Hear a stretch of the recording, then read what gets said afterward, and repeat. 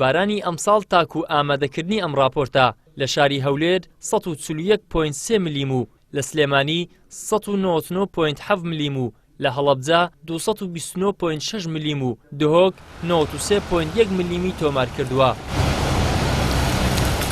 بەڕێوەبەری کەشناسی و بوومەلەرزەزانی هەرێمی کوردستانیش ئاشکرای دەکات هەرچەندە ئامارەکان بە ئاراستەی زیادبوونی باران دڵخۆشکەرن، بەڵام بەو مانایە نایەن کە ئەگەرەکانی وشکە ساڵیمان بە تەواوەتی تێپەڕاندبێت.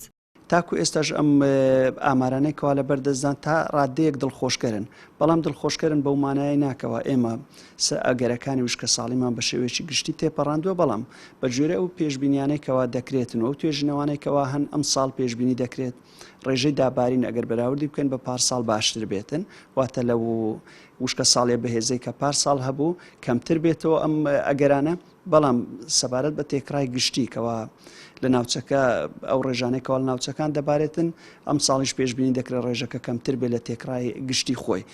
ئەندازیارێکیش پێی وایە دروستبوونی لافاو لە شاری هەولێر هۆکاری بێپلانی حکوومەتە کە ڕێڕەوەکانی ئاوی گرتووە و پرۆژەی نیشتەجێبوونی لەسەر دروست کردووە. پرۆژە نیشتەجێبوون نییە، زۆر پرۆژەی بازرگانی شەیە لەسەر ڕێڕەوەی ئاو دروستکراوە، بەشێک لە پرۆژە نیشتەجێبووەکانیش تەجاوزی بەتەواوی لەسەر ڕێڕەوەکە دروست نەکراوە، بەڵام تەجاوزی ڕێڕەوەکەی کردووە. تۆ دەبێ پێشبینی ئەوە بکەیت کە ئەو ئاوە چەند هەڵدەستێت تا چەندێ هەموو ڕێڕەوەکە وەکو خۆی بهێلیەوە، وەکو سروشتەکەی خۆی بهێڵیەوە. ئەگەر تەجاوزت کرد دەبێ هۆی ڕێگر لە ئاوەکە و دروستبوون و کۆبوونەوەی لافا. لە کۆتاییەکانی تشرینی یەکەم واتە مانجی دەی ساڵی ڕابردوو تاکو ئێستا لە هەولێر 3 جار لافاو لە چەند ناوچە و گەڕێکێکی ڕوویداوە. بەو هۆیەوە جگە لە زیانی گیانی گەورە 12 هاوڵاتی نێوخۆی بیانی گیانیان لەدەستداوە. بەم کارەساتەشەوە کە بە دوای خۆی داهێناویەتی بەرپرسانی حکومی لە جێی ئەوەی بەرپرسیارەتی هەڵبگرن ناوەکەی لە لافاوەوە بۆ کۆبوونەوەی ئاو دەگۆڕن.